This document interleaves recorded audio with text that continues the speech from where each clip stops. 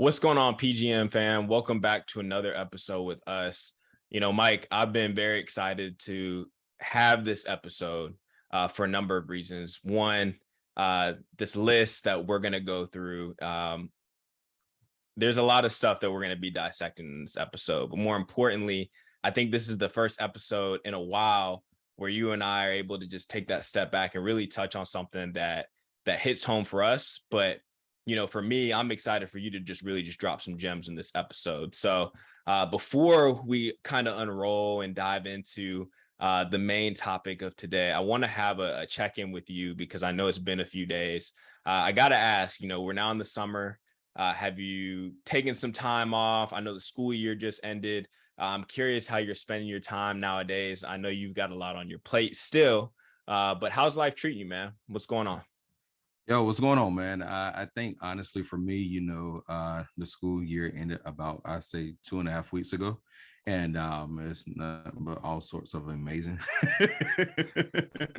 But on a serious note though, I ended the semester and I had literally like a week off before I taught summer school. And I think that summer school experience kind of redefined my why as to why I went into education. I was able to go back to my alma mater, high school, and embrace and engage in opportunities with middle school students all across my district. And we just engaged in like relationship building, talking about personal skills, etiquette skills, also talking about communication skills, and just exposing them to different career pathways. Because oftentimes on social media you may see, well, I didn't see that in school, or they didn't offer that, or I didn't gain exposure to anything like that.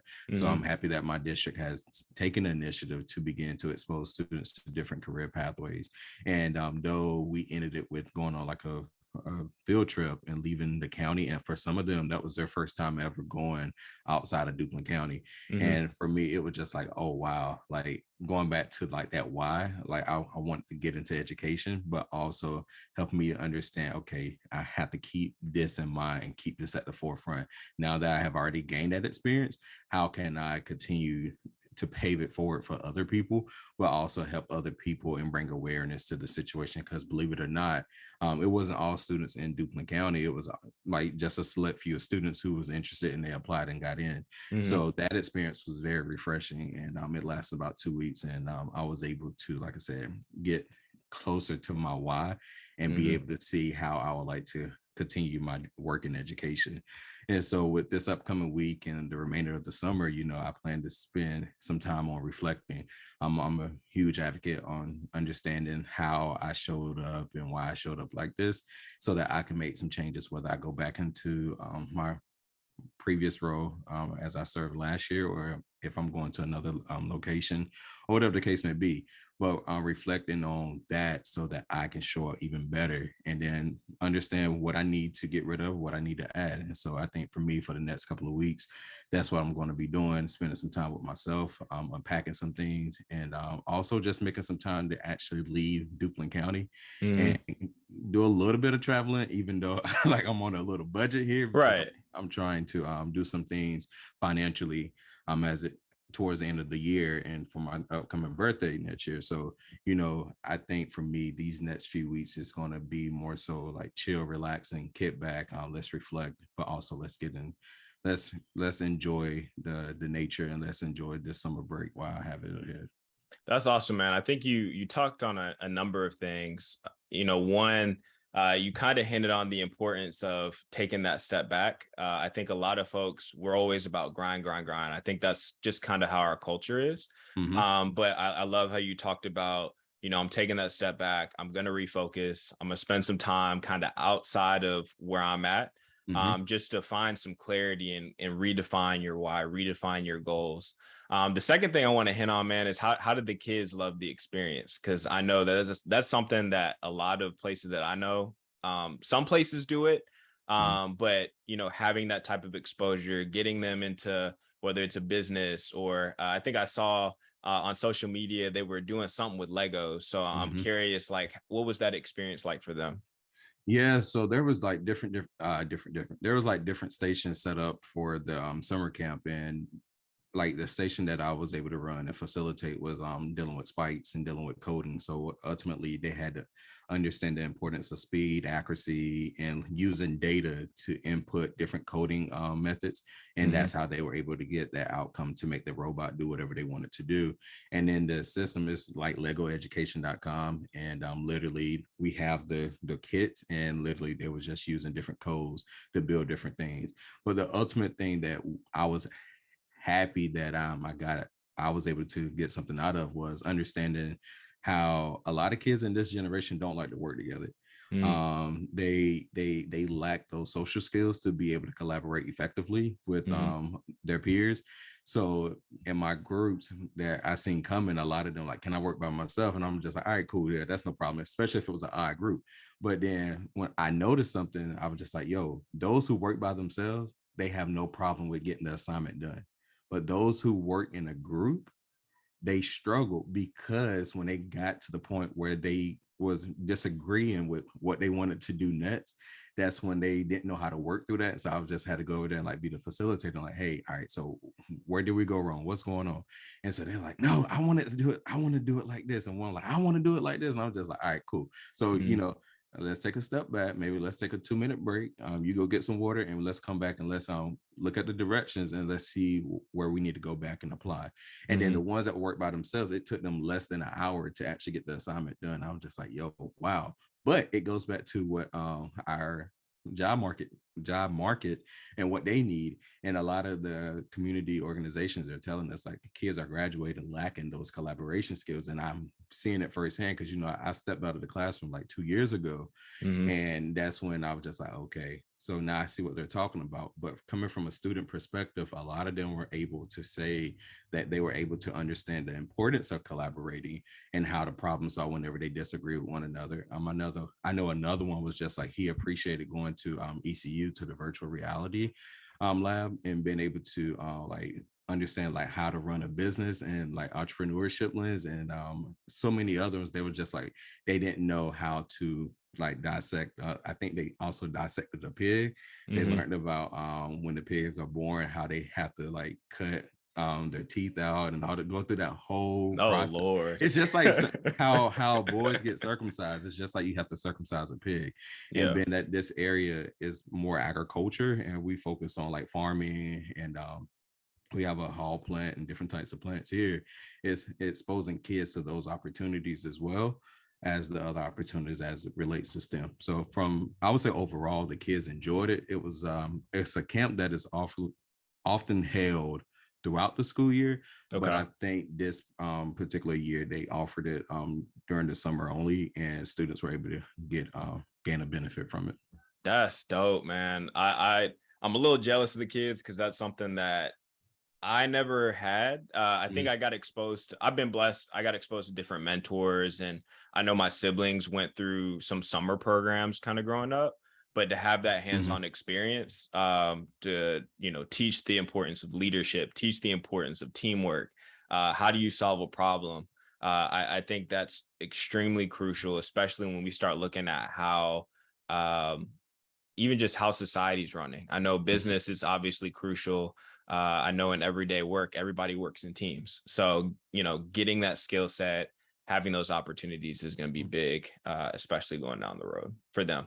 And not only that, it's also like when it comes to like your family, Mm-hmm. whenever you encounter a conflict or a dispute between your wife, your cousin, your brother, whoever the case may be, it's just like, how do you handle this situation? Are you gonna disengage and walk away, or are you gonna engage? And sometimes you do need to disengage, and sometimes you do need to walk away, Mm-hmm. but are you going to come back and work out the situation so that you can move forward to the next step? Because sometimes whatever is holding us back, or whatever the conflict is that is causing us to get clash with every single person on this particular journey that we're on, is Mm-hmm. preventing us from stepping into the next level that we're supposed to succeed at. So if we can grasp that skill now and be able to apply it in different areas in our life, we can possibly be much more successful. But success is determined by the individual's definition. Mm. Mm. Mm-mm-mm. I love it. I love it. Well, with that note, because it seems like you all want to go ahead and start dropping a little bit of gems. one of the things that I talked about early on in this episode is how much I've been looking forward to this. Mhm. And I say this because um, I know your story, and I'm still learning your story as your boy. But you, as somebody who's been instrumental in my life, as somebody who's been instrumental in a lot of other lives, you've been preaching about, hey, Josh, I'm creating this list. These are not only things that I live by, but they're things that I want to give to the people. Just give to the people in general, so that way they can continue to grow. So you sent me over these 9 steps to reclaiming your life. And I know that throughout your story, these have been things that have been formulated just from life experiences, things that you've taken away from different circumstances. And so for this episode, man, I'm really looking forward to this discussion. So I'm real curious, man. You have these 9 steps. How'd they come about, and how did you shape them? And why are they so important to you? Uh, that's a that's a question that it comes with 30 years of living on this side of the earth. Yeah. You know, as you are aware that for me, you know, I wouldn't say the life I had was easy. I Hmm. wouldn't say the life I had was extremely hard and difficult, but I would say there was a lot of challenges that allowed me to develop a mindset that I have today. Hmm. And I think for me, all in all, whenever I look at the list, it's a list that was developed based on how I lived my life and how I got to where I am currently. Hmm. And so, in that process, I was just like 9 steps to reclaim your life. And what about the people who already have their life? They just need some guidance on how to move forward to a greater or elevate to another level. And I say, well, you have to apply what you need to apply and then move forward. Because Hmm. sometimes it's just like looking at certain situations in other people's lives. Sometimes you may be at step 5. You don't need step 1 through 4. Okay, so carry on with step 6, or look at the overall list and say, how can this actually be applied to my life? And so you have to take what's at face value and apply it where it needs to be applied. But you have to know how to do that in the sense of knowing who you are and Hmm. where you stand with yourself in an authentic space. And I think for me, it's just looking at each individual step. Like, for example, step 1, listen, oftentimes our bodies, it tell us a lot. We Hmm. don't listen. Um, you know, we could be riding down the road or working out or doing something, and next thing you know it, we something is given to us. We're like, I don't know where that came from, or we can feel a particular pain or experience or something like that, and we don't necessarily listen. We just kind of push it off to the side, like, oh, that wasn't nothing. Hmm. But like 2 years later, or 2 days later, or 2 hours later, the same thing is coming back. And it's just like we're not listening to it. And at the end of the day, it's just like, okay, and we're saying, well, I don't know why I'm not getting anywhere. I don't know why my life is not progressing. um like, what do I need to do? And sometimes you just need to listen. And Hmm. in my current role, one of the questions I started a PD session off with was, when was the last time you listened to your own breathing? That was a question that a lot of people like, what? That doesn't make sense. I'm like, but it's a real question. When was the last time you listened to your own breathing? Yeah. And for me, that's like, when the last time you actually sat down and just took a deep breath and meditated and just reflected on, like, where you currently are as an individual. And it went to, going to step 2, step 3, step 4, step 5, and then to the point where my life journey, but the steps that I took to get where I am today. That's, man, you spoke on a lot. And I know we kind of you were talking about step 3, step 4, step 5. Real quick, I just want to, and we'll dive a little bit more into many of the steps, but I know you've got step 1, you just handed on, was listen. Hmm. Step 2, cut the denial soundtrack. And I'm giving these off to our audience, so that way if they want to go back and revisit or reach out to you, they know where they're at in the process. But step 3, evaluate impact. Step 4, get help. 5, trust the process. 6, protect your energy. 7, be consistent. 8, forgive, and step 9, live. So I know we kind of chatted a little bit on listen. It is important to listen what's going around you, listen what's going on with your body. But that second step is pretty serious, and I love the title. But cut the denial soundtrack. When I read this, and I know this is something that's going on in my life personally. It's just you have those moments where you're like, nah, it can't be me, or like, nah, like what's going on isn't realistic. But in reality, we don't take that step back to actually like look at what's really going on, get the clarity, move forward. So can you talk a little bit about how this step came about, and just dive a little deeper into it for us? Hey, I was actually battling with this particular step, and I don't think I can move on without acknowledging, like, oftentimes we try to get into relationships Hmm. and they for love and love from other people, Hmm. but we refuse to understand that in order to love somebody, you have to love yourself first. And listening to your body and honoring its signals is the first step to self-love. And Mm. for me, that was something that I was kind of anal about. Like, I want to love myself.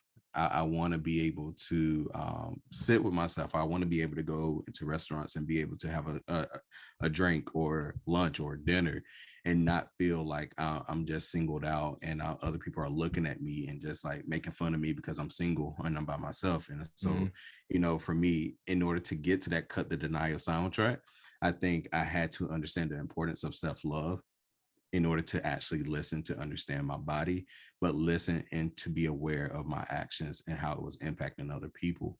But going into step 2, cutting the denial soundtrack, for me, honestly, Gandhi, it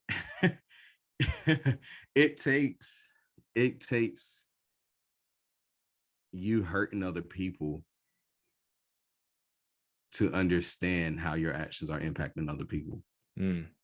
And for me, I wasn't aware of that until I would say maybe 2-3 years ago, when I learned about the difference between intent versus impact. Hmm. Your intentions were great and for good, and they didn't come from malicious in place, or you didn't have any malicious intent behind it. But at the end of the day, your impact was still significant on that other person. And it's hard to heal and be able to move forward in life if you don't I'm not going to necessarily say agree, but acknowledge. Mm. And once you acknowledge, it's easier for you to be able to not necessarily admit it, but begin to understand how it's impacting who you are as an individual, Hmm. which goes to step 3. But Well, you know, real, but real. Oh, go ahead. Go ahead. I'm no, sorry. no. But going back to step 2, hurt people hurt other people. That don't always have to be the case, and it takes accountability. It takes your boys holding you accountable. It takes your family. It takes whoever it may be to hold you accountable. Like, so if you showing up being an asshole, Hmm. somebody need to check you, because that's not cool. Right. And so I get, and oftentimes people say, well, that's who he is. But that's not okay. That's not okay. So I suppose to suffer because you've been hurt by somebody else and you haven't taken the time to get yourself together. Hmm. Tell me how that worked, you know? Yeah. So going to cutting the denial soundtrack is, once you're listening to your body, you are now aware. You may not know what it is and you may not be able to identify it, but you're now aware. And that's what's really important. And that's how, for me, it helped me to cut the denial soundtrack. And when I say cut the denial soundtrack, a lot of people are like, yo, Mike, you was an asshole, bro. Like, Hmm. you were an asshole. And once they started naming off the different stuff, I was just like, dang, me, me, Yeah. me. And so I really didn't take full thought and consideration on how I was impacting other people. It was more so, I was hurt, I was abused, and I wanted the world to know. But how I expressed that was completely in a way that was ruining relationships with other people.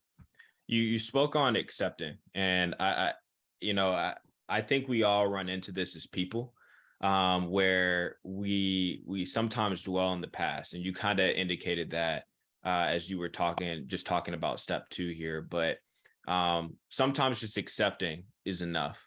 Can you go a little bit deeper into that? Because I think, sometimes our past kind of just grapples onto us, and it's something that we just continue to carry.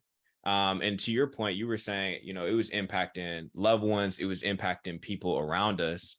But sometimes accepting is hard. I know that's something, me personally, I'm working through in therapy, with family, with some other friends, and just some things that have come up in my past. So can you dive a little bit deeper into the accepting? Like, when do you know, or in your experience, when do you know where you're like, you know what, I recognize it, enough is enough, like I see what's going on, I'm working towards it, or I got to take a step back? Like, how do you go about handling that process? For me, I went about the process by, I was a loner growing up. I had friends and I had people who are engaged in conversation, Mm-hmm. but for me, I was a loner. I didn't really want to be involved in much social events. I didn't want to, even as an adult. Like, I'm not saying I'm antisocial, I have social problems or anything like that, but it's more so me. That's who I am, and that's who I've grown to be, and I've accepted the fact that that is okay, because I know how to network and get and go where I need to go in order to reach the success that is defined by me. But I Mm-hmm. think for me, it was impossible for me to move to any step and move forward with healing without admitting that there was something that was wrong. Mm-hmm. And I know we live in a very politically correct world where people don't say, well, we don't like to call problems problems. Nah, I had a problem, Mm-hmm. and it needed to be addressed. And for me, how I went about doing that was, you know, we tried the therapy thing. It didn't work. It didn't work growing up. The man said it was nothing he can do for me. We Yeah. tried the alternative school route. It didn't work. We tried the different educational settings. That didn't work. But it took for me somebody to like call my behavior out, and me to actually be sitting by myself one day. And I used to literally question myself, like, why does my relationships with other people don't last or don't go how I wanted them to go?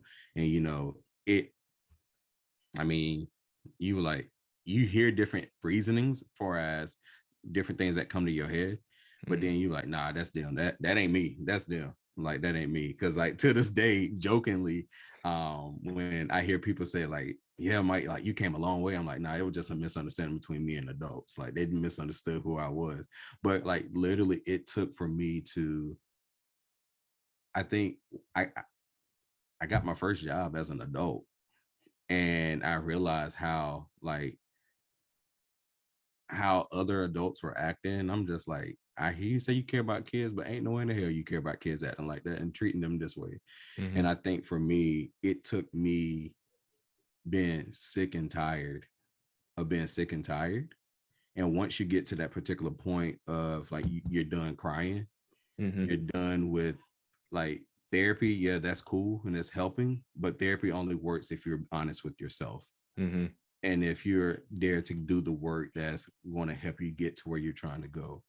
I think once you get to those points where there's no other, and for me, there is no other, you can't see another resolution of living in denial that you're not the problem, you will never get to the point where healing is possible for you without addressing that first. And for me, it was that root issue.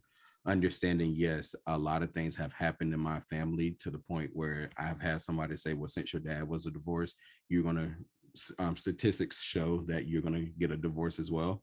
Right. I've also had people to say, well, you 99% of the time, family trauma and generational curses will be passed down to the next child. And so carrying all those beliefs, for me, that's what it was. Yeah. And I think it was like leaving the environment that has hurt me the most, and like going to NC State Mm-hmm. was a way for me to be able to realize, like, okay, I'm not different, but how I manage my emotions is not, it's not cool. Right. It's not cool, and it's not okay, and it's not safe, Mm. because I was beginning to engage in sexual behaviors where at the time my partner, it could have impacted her. I was beginning to engage in behaviors where legally I could have gotten in trouble. I was beginning to engage in a lot of things because, like I said, admitting that something is off is the number one. It's scary as hell. Yeah. It's so scary. And once you keep coming back to this position where you feel like nah, it's not me, it's this person or it's something else, then it's just like, okay, why is it you? Or why is it this situation? Or why is it this particular belief is keeping you from moving forward? And so for me, I had to unpack that. And believe it or not, I appreciated those moments of accountability that I had to engage in, because it got me to the point where I was able to understand the impact. Because one, that awareness, and two, the admitting, Mm-hmm. and like once you have lost every single thing and you're down to like rock bottom, and sometimes God, I believe God created the rock, so, and that's okay, and sometimes you have to let people hit rock bottom, but for me, once you hit rock bottom and you really, and you get down dirty and naked to the point where all you have left is yourself, you will realize a lot of things about yourself. Right. And I think that's how it happened for me. Mm. So let's build on that, man. So, you talked about impact, right? The next step I would say in this process is you've got get help. And I know you had mentioned sometimes you got to hit rock bottom. I think all of us kind of go through a process where eventually you can kind of point blame. You can self deflect, but eventually everything comes full circle, and it's going to put you in a position where you got to make some calls. And so for folks who are tuning in, they're taking this list, and maybe they're looking at this list and they'll be like, like maybe I'm at step 3 or I'm at step 2. That process of healing, that process of figuring out the next step to put you on the right track. For you, from your story, what did you have to do to navigate that? But I think on the flip side to that, and I know this is kind of a long-winded question, but for the folks in the audience, what can they do and take those first steps? Because I know everybody's journey is a little different. But I also know that these steps are going to help people get back on the path that they can to where they want to get. Do you mind restating that question again? Yeah. I know it was kind of long. So my question to you is around this fourth step of getting help. So when we think about your journey, what did you do? Like, as you hit rock bottom, what were the steps that you took to put yourself on the right path? And then, you know, even from that experience, what would you tell other people who either have got a same journey as you or are going through something else? Because everybody's got their own story, but what would you recommend they do in order to put them back on that right path, especially as we're starting on step 4? Uh, for me, what I did was, I reached out to therapy. I reached out to, I never could reach out to family because how we viewed problems within our community is more so what happens in our household stays in our household. Mm-hmm. Don't be going out there and telling people about our business and stuff like that. And so I was deeply rooted in that. And I think for me, it was more so understanding that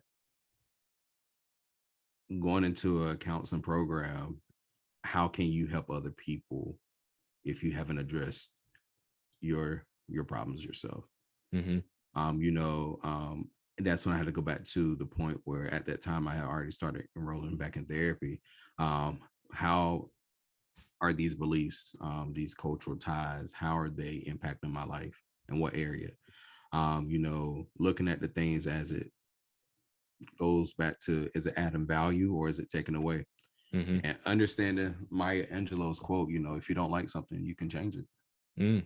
That's not verbatim, but that it goes to that lines. And so for me, understanding that I have the power, I just have to understand how I need to utilize this power in order to get me where I want to be. And sometimes you don't know where you want to be. Because for me, I didn't. And I think the beauty about, well, I'm not even gonna call it a beauty, but oftentimes adults, we say, we tell kids, you need to listen to adults and you need to do this. But sometimes, believe it or not, adults are just like kids. We don't, there's no code book to life.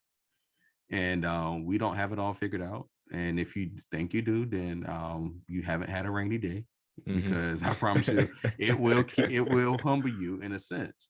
But for me, when it goes to getting help, it's after you have admitted that, okay, I'm not saying that there's something wrong with me, but I'm not happy. Mm-hmm. And it's also impacting how I show up, which is also impacting other areas, I'm sure. For me, it was relationship and financial. Mm. And for other people, it's just like, what steps do you take to do that? I think you have to know kind of where you are in your process. Yeah. Because some people, believe it or not, they know what the problem is. They're not in denial.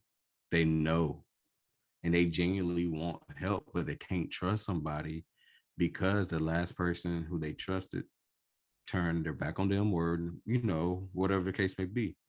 And I think for me, it goes to considering certain things, like the mindset. All about where is your mindset currently? What is your perspective like when it comes to get help? What is associated with that? Is it okay, you think help is at the church? Are you saying help is me smoking weed? Is it help me? My mindset is getting help is drinking all day. Where's your mindset? Where's your mindset? For me, I was exposed to that lifestyle, but I knew quickly that wasn't for me. Mm-hmm. That wasn't for me. And then you have the after you understand the mindset that you need to be in, or their current mind state, it's important to understand the different type of help.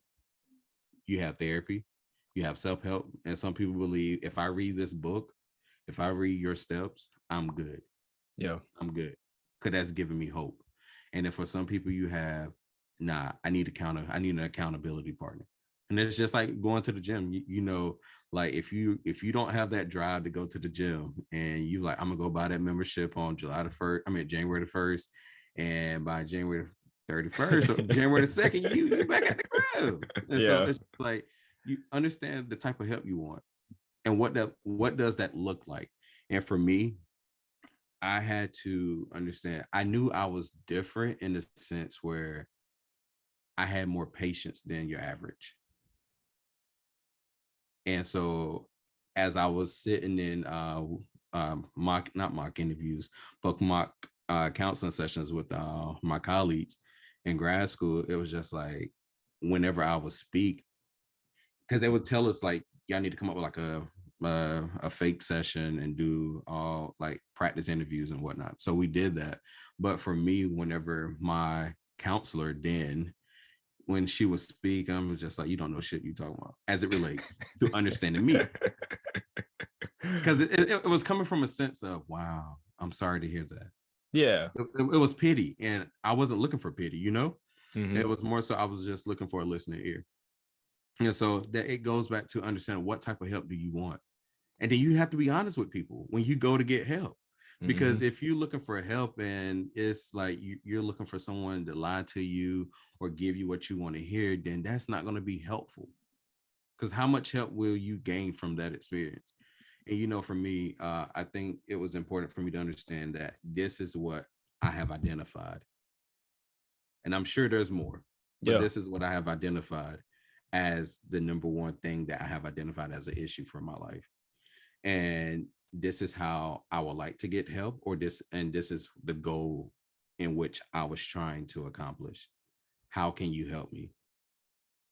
And just like when you go to a doctor, You don't go to a doctor asking them to look. You don't go to a foot doctor asking them to look at your eye. Like you have to go to specific people. If you're looking for financial assistance, if you're looking for this, there's different people to provide different resources and services. And for me, I had to identify which one that I needed in order to be able to get the help that I needed. Because if you don't, you're going to go back to square one. Mm. And you're going to go back to square one. And then, also within that process, let people help you. Let people help you. And if you don't like the way they talk, you don't like the way they act or the way they dress, what is causing that reaction? Identify that before you say that they are the problem. It's important to, throughout this process, set your pride aside and break down some of the barriers and some of those curses that have been manifested over your life, whether it was by choice or by force, and start beginning to work to the steps of reclaiming your life. And like I said, it looks completely different for everyone. But for me, having that mindset was important. Understanding the importance of self-help, Yep. Try to help yourself first. If you say you want to lose weight, or in my case, it was more so I wanted to change how I built relationships with other people. And I did that by loving myself first, because sometimes people say they won't help, but they're not willing to help themselves. And so understanding the importance of self-help and being specific whenever I ask for help, and then allowing other people to help me, because a lot of people can ask for help, but then when somebody try to help them, they like to do it their way. But remember, you asked me for help. So man, it's funny as you're going through each of these steps, it just brings me back to a time back in, what was it, 2018, 2019. I'm having flashbacks because it's one of those things where I was like, I swear you ahead of your time before you even publish this list, because everything that you're talking about is true. I've had those moments of self-denial. I've had those times where, how many times have I come to you and you're like, I gave you advice, but like, you gonna do it your way. So like, why are you gonna come to me for help as I'm genuinely trying to help you, but you haven't deviated or tried something to actually make a change in your life? So I think what you're saying is so important, which actually leads me to my next point. You talk about trusting the process and protecting your energy, which we hear a lot. I've heard athletes say it. I've heard you say it multiple times.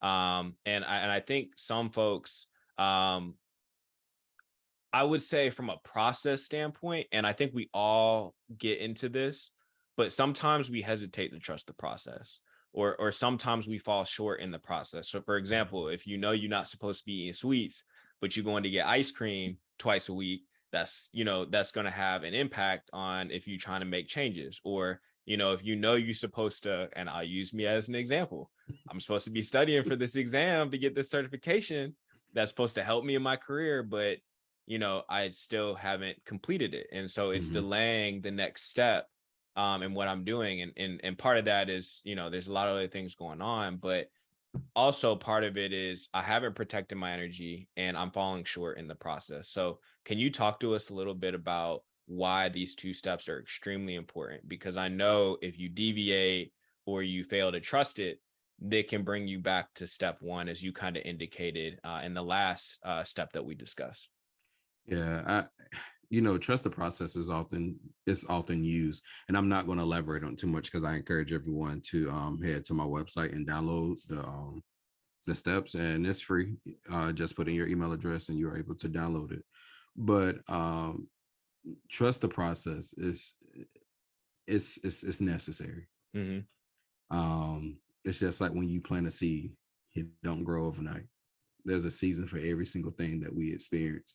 And you have to trust that when you plant that seed and you fertilize it and put the water and all the other things that you do to take care of it, that you having faith that tomorrow, or when it's right, not tomorrow, but when it's right in its season, it's going to bloom and blossom to what it was intended to be. And that's kind of like how we set goals for ourselves. Yes, it's trust the process, but you need to put in some work too. But I think for me, in my stage of trusting the process, I go back to the point of, faith don't make it easy. It just makes it possible. Mm-hmm. Learning to embrace failures. I think that was something that I struggled with because whenever I failed, it was just like I failed myself, and I beat myself hard up. And I give an example. Um, you know, whenever I set out to, go to grad school, not well, undergrad, I took the lens of I wanted to go to a school where I fit in and I belonged. But that's not necessarily how it happened. So I started off at I did Central, and then for some reason they couldn't get it together with the admissions process. I got in, then I got a denial letter, then I got an acceptance letter, then I went to orientation, and then it was just all over the place. And then that's when I went to NC State, and that's when I was no longer, because back growing up, I used to be academically, I was average, Mm-hmm. but whenever I went to NC State, failures, I just thought that was a bus with a free ticket, like because I failed a lot. But that was my first time having to acknowledge that, in a sense of coming from a teenager to like a young adult and then off to college. And it was just like, you have to embrace failures. And then I use another example, growing up and like used to fighting all the time, got kicked out of middle school, got sent to Eckerd's camp, and then got graduated from the Eckerd's camp, and then went to high school, and I got sent to alternative schools twice. And to me, again, it's just like you have to. I didn't embrace it in a positive way. I embraced it because I was like, you know what, y'all want to call me bad? I'm gonna show y'all what bad is. And that was the reputation and the mentality that I developed for myself. Mm-hmm. And ultimately that changed over time to who I am today. But it's just like whenever you're going through that trust the process stage, you have to embrace failure. You have to embrace understanding that this is scary as hell, Mm-hmm. but I trust what I planted, what I have faith in, it's going to be what it is in the end. And, focus on the things that you can control throughout that process. Oftentimes we get so worried and frustrated because we can't. I'm a person, I like to have control. And if I can't have control, that's when I feel like I'm not doing what I need to be doing. And so I feel like I'm off balance. But understanding that you can't always control everything, actually, for me, it relieves stress. Mm-hmm. For example, like when you say, you know what, Mike, I take care of the flyer for the back to school event. Hey, what's up? I appreciate you, fam. Hey, look, because the less things that I have to worry about and stress about, I can focus on myself. But Yeah. oh, Mike, I wouldn't want to have control of that. I want to be able to make sure it got out on time. But now I'm just learning to embrace, hey, I got faith he's gonna get that done. Hey, Yep. and if he don't, deadline extended because I ain't doing it.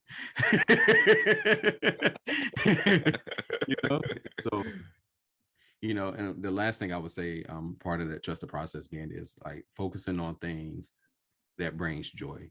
Mm-hmm. Oftentimes throughout that trust the process, we say, I want to be happy. And I know I used to say that a lot.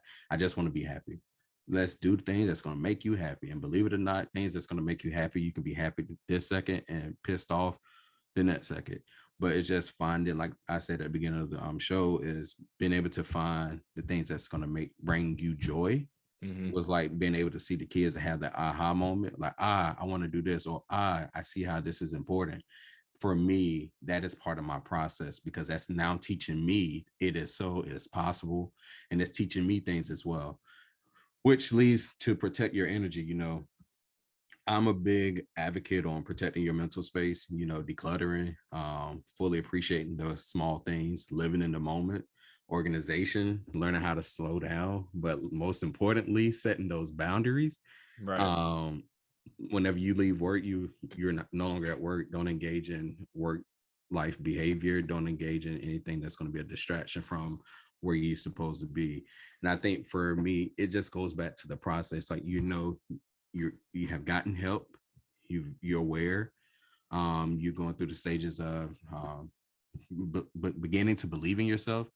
trust in the process. And now throughout that process, you have to protect your energy, because if you don't, the naysayers, they're not going to see your vision. And I'm gonna go ahead and tell you, some of my homies to this day, they were like, "Yo, you going to state, bro? Nah, man, your behavior was bad as hell." And I'm just like, "All right, I mean, I guess." Yeah. and if you're not careful, that can become your narrative. What the naysayers are saying, because, and believe it or not, God didn't bless them with your vision, so they're not gonna be able to see what you see, and that is okay. But understand throughout that process, just trust it that it's going to be what it needs to be, and protect your energy.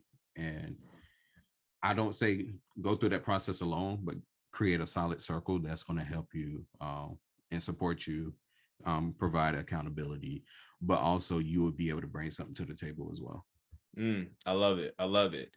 And, you know, with this process and protecting your energy, I know we often preach, and I've heard it just being as an athlete, consistency, consistency, you know, work on a little bit each and every day. And I think that being consistent goes into trusting the process. And I know you always preach it's all about consistency, whether it's like you going to the gym, or hey, you know what, I'm gonna make sure that versus me getting 6 hours sleep, I'm working on getting 7 hours sleep or 8 hours sleep, whatever it may be.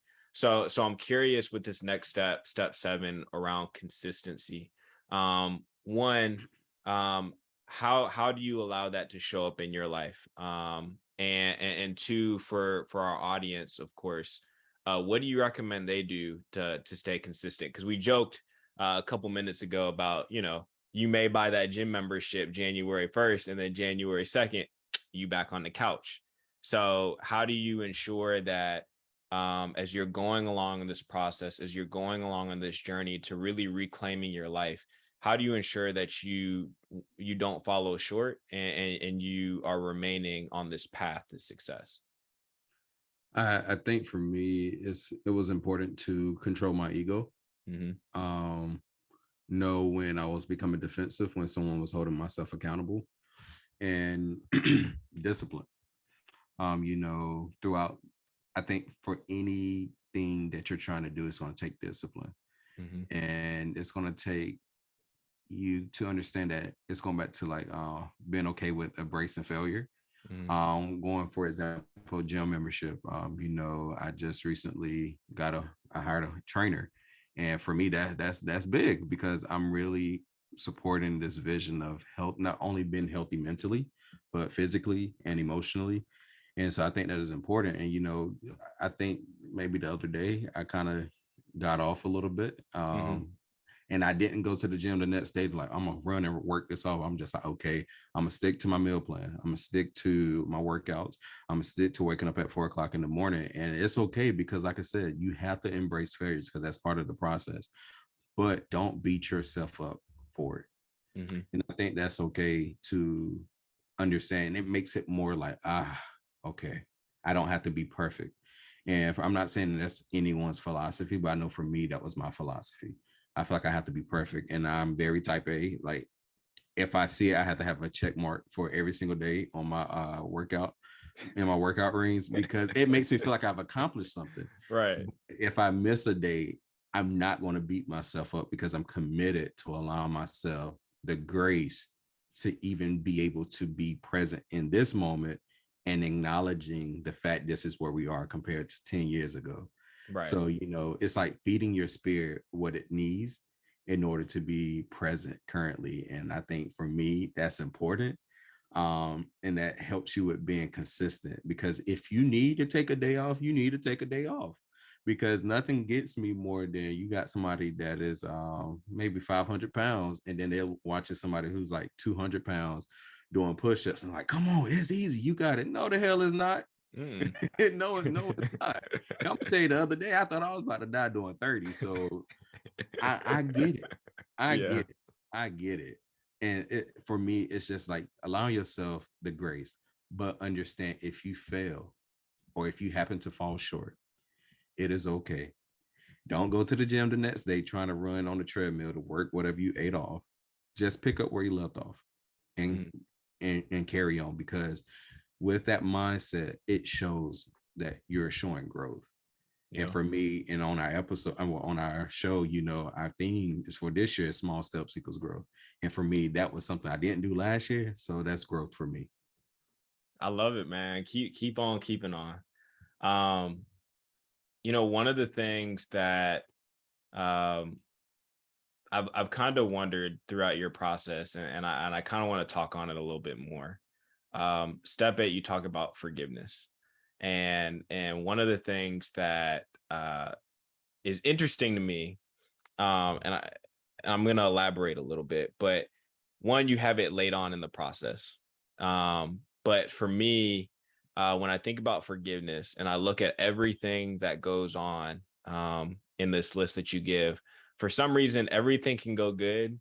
But if you don't let that old part of you go, all the hard work that you've got going up to kind of like that point that whatever the ceiling is and you're about to break through, um, you'll struggle to break through that ceiling. So I kind of wonder, as you were crafting this list and you've got step 8 as forgive, um, is that where you kind of fall in your process, or um, could you talk a little bit more about why it's important to forgive before you move into that point of live your life? Because I feel like if you don't forgive or you can't let go, you can't fully move on to the point of having that joy that we all seek. So talk to me, man.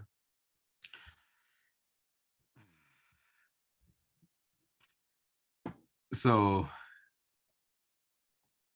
forgiveness is not for me. It wasn't necessarily for forgiving other people. Okay. It was forgiving myself. Mm-hmm. And though I have been or been um hurt by so many other people to the point where they had then taken control of me and how I responded, Mm. which led to this list. And so I think I was able to forgive them early on versus later on before living. Mm. And for we had this conversation before, and where I reached out to the individual and I told him, I'm like, I understand two different lifestyles. We in two different places in our lives, but I forgive you. You know, I told my mother that. I haven't told my father yet, Mm. but I've told a lot of people that I forgive you because I feel like a lot of their behaviors and beliefs, mindsets have manifested into my life, and it caused so much hardship on my end because I didn't know how to process that, to the point where it was hard for me to live. So I was able to forgive them, and not necessarily like go to them like, please forgive me, I'm sorry and I'm about to cry and all the other stuff. But it was more so, I forgive you. And for my family, I know that they did the best they could with what they had. But at the same time, once I forgave them, I never forgave myself. Mm. And that's where it goes back to hurt people hurt other people. Yep. And it wasn't until I think when I was wrapping up therapy, and that's when he was like, have you ever forgiven yourself for holding yourself back from greater opportunities and just living your best life? I'm just like, what does forgiving yourself mean? And he was like, you tell me, what does it mean to you? And I think when I hear forgiving yourself, just forgiving yourself, it going back to allowing yourself grace, forgiving yourself for holding that much stress, pain, trauma, and hurt inside for so long and alone, to the point where it was becoming and turning into sickness. And every time you open your mouth, it just sound like, bro, who the hell hurt you, dog? Yeah. Like, you are one hurt man. Like, go get help. And so I got to a point where I was just like, okay, I get it. All right. I get it. And that's when I looked myself in the mirror one day. I was just like, Mike, I forgive you. Okay. Live, brother. It's okay. It's okay. Live. Mm-hmm. And I believe that's when I began to approach and see things differently, because I was no longer allowing that bondage and all that hurt and that pain to dictate and control and be the GPS for my life. It was more so, it was just like a new mind, a new spirit in a sense. And which brings me to the living part. And you have to define that for yourself. For me, it's meditation, it's journaling, it's being in alignment with what I believe in and not necessarily based off someone else's beliefs, is drinking my water and minding my own business. It's traveling to new places. Yeah. It's allowing people to be loud and wrong. You don't have to correct them. Let them be loud and wrong, because at the end of the day, how is correcting them going to help you? Especially when you already know who they are. Mm-hmm. Picking my battles, understanding that no is a complete sentence. Another example is this past year, I called out 29 times, and that is okay. Because it was like, how can I show up for someone else when my cup is empty? And finding ways to replenish my cup. And that was, massages, pedicures, haircut. I'm telling you, a black male, man. Look, it's something about an edge up, man. When you get that edge up, you can't tell us nothing. That's true. I can't relate right now, but back in the day, I got you. Taking more risks, and understanding that this journey that I'm on is not a destination. Mm-hmm. It's a process, and it's okay that your 27-year-old friends may be further ahead than you. It's okay to be intentional. It's okay to express love. It's okay to tell your homies you love them. It's okay to be vulnerable. It's okay to not believe the same things that your family believe in. It's okay to be grateful. It's okay to do whatever you want to do, but understand there are consequences. And I think for me, that's what it looks like, And as I always end, drink your water, get your rest, and mind your own business. Like that's that, and PTO.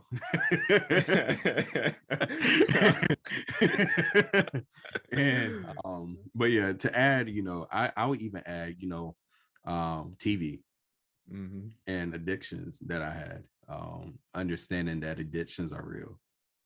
And it's going back to being honest with yourself, because a lot of people, we have all different types of addictions, whether that's to pornography, whether that's to like food or whatever the case may be.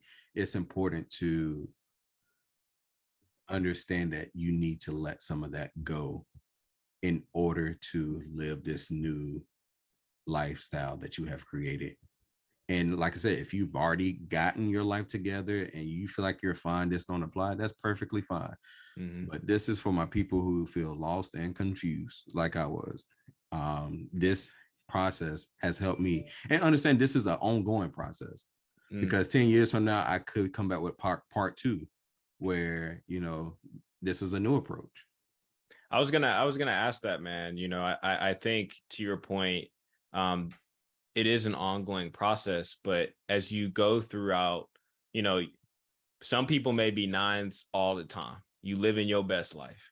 But for the times that, and I'm assuming you can backtrack in the process, how do you check yourself and hold yourself accountable? Because I know, there are times where as I'm looking at this list, where I'm like, you know what, like 3 out of the 4 weeks this month, smooth 9. But that last week, I'm over here questioning the process. So I may be back in 5. So like, how do you check yourself to make sure that you're not, going back to step 1 or backtracking too far, in your journey? I think, man, sometimes it's a thing called it's creating it to be a lifestyle. Mm-hmm. For me, one of my greatest strengths is being self-aware.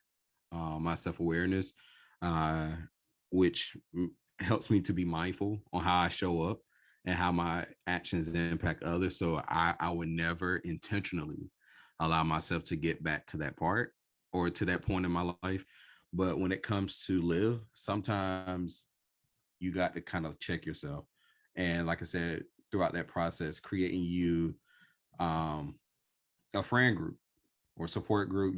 For me, I am a part of 2 support groups. They're online, and I encourage everyone that is listening to this episode to do it. You can do it discreetly. You can do it out in the open. However, support groups online, they are free. As a transformation coach, I recommend that to all of my clients. Get you a support group, because in that support group, for me, I have one for Black male educators, and then I have one that is strictly for Black men who are working on this process of transforming their life as business owners.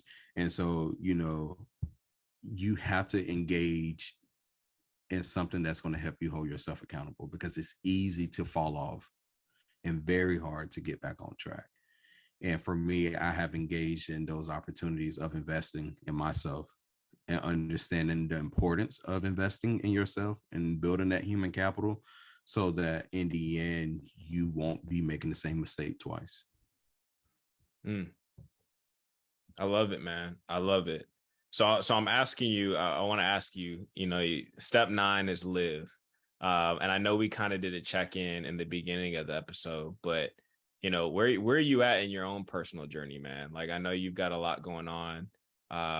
You just wrapped up the school year, you got a few things that are on your list that you're trying to check. But where are you at in your journey? And have you fallen off, or not? I wouldn't say fallen off, but have you backtracked?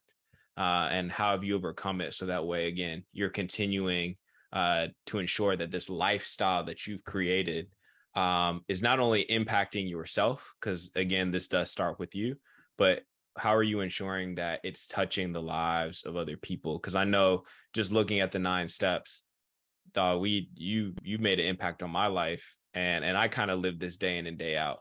But where are you at in this journey? I, honestly, bro, I am still I flip flop between step 6 and step 9. Okay. Protecting my energy and living my life. And step 5 is a constant process for me. Trusting the process. As you know, I'm in the process, and I'm constantly trying to find ways to protect my energy, because as an individual who has a big heart and a heart to give and a heart to love other people unconditionally, and a heart to ensure that my family is good, and a heart, I would take on your problems if I need to, because that's who I am, but I'm not. I'm in between step 6 and step 9 daily. And I think that's part of my journey, that I would constantly find creative ways to create boundaries. There's this lady on TikTok, and she be coming up with I think you shared one with me before, but I follow her on social media, and she tells you how to professionally respond to certain emails. I oftentimes engage in stuff like that, because I'm trying to find creative ways to continue to protect my boundaries in a life where it's important to be visible. For example, with the return of Roe versus Wade, understanding that you have a right, you have a duty, as an individual who's in the helping field, to understand the importance and how it's going to impact your future clients and your clients currently, but understand, okay, I get it. It's time for me to take a step back and cut that off. That's not going to consume my life. And so, just being aware of that whole process, like your triggers and the boundaries, I think on a daily basis, that's something that I'm constantly aware of and how I'm trying to fit it in. Because oftentimes I may not be able to live like I want to. For example, journaling. Do I have it right here? I do. Um, this has been my go-to. Some people can't see it because of the glare, but this has been my go-to. Like, it's a journal where I reflect daily, and it's a journal for men. And I constantly engage in thoughts and meditation. Every single morning I go to the gym, I meditate for 10 minutes afterwards, after my stretches. And so, to answer your question, I hope that did answer your question. For me, it's step 9 and step, yeah, what, 7? No, 6. Yeah. Okay. That's dope. That's dope. Well, I do have, you kind of hinted on the beginning of the episode, but I want to ask for folks who want to get this list or they want to find additional details, where can they find this? Because I know there are folks who are going to want to tap in. I'm excited to just be sending this out to people because I know that there's some folks who need to hear and need to see this. So where can they find this information? So, of course, so you can find this. Well, this list will be officially launched on July the 1st. And you can go to my LinkedIn page. I will have a link tree there that will also be connected to my website. If you don't have access to social media, we will also be sharing it on our platform, which is the Power of a Growth Mindset, on Instagram and Facebook. And also, you can go to my website, effective July the 1st, is imikej.com. IamMikeJ.com. That's dope. Yeah.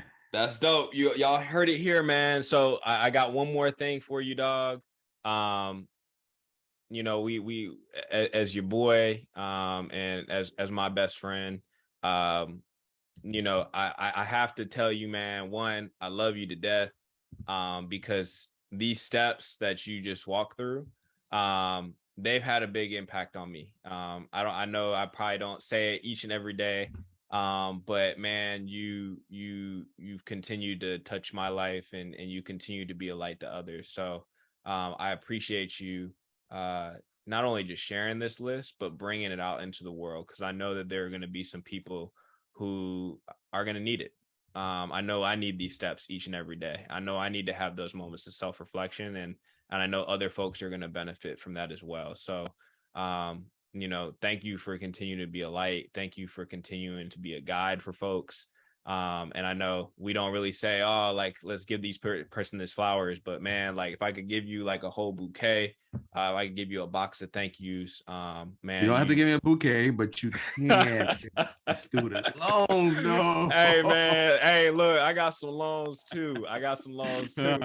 But man, I really do appreciate you, man. And as we wrap this up, any closing thoughts that you want to leave our audience, from these 9 steps, or just in general, for folks who are trying to really reclaim their life and get things back on track? Oftentimes, we say we want to live a life that we're chasing the bag. We all about the money. We are just all about these different things. But I strongly encourage everyone to just take some time after listening to this episode and jot down 5 things that brings you joy. And if you don't have 5 things, I encourage all of you to create 5 things. And within that list of 5 things, I encourage you to make one of those things spending time with yourself. Because it's good to have other people in your space. It's good to be involved within a culture that is embracing others' identities and all this, doing these great things for other people. But at the end of the day, when you go to bed at night, it's just you. And you may have a partner laying next to you, or 2 or 3 or 4. That's your business. But I encourage you to identify some things in your life that brings you joy, so that you can begin to either live your best life or reclaim what you need to do to begin to live your best life. For me, like I always said throughout this episode, drink your water, and mind your business. Well, I And love it. again, and again, and again, this list will be on my website, IamMikeJames.com on July the 1st. Well, we love it, man. Again, thank you. And for the folks in the audience, y'all heard it here first. Check this man out. Get tapped into his website. Get tapped into this list, and start incorporating this into your lifestyle. As we always say, it's the power of a growth mindset, and it all starts with you.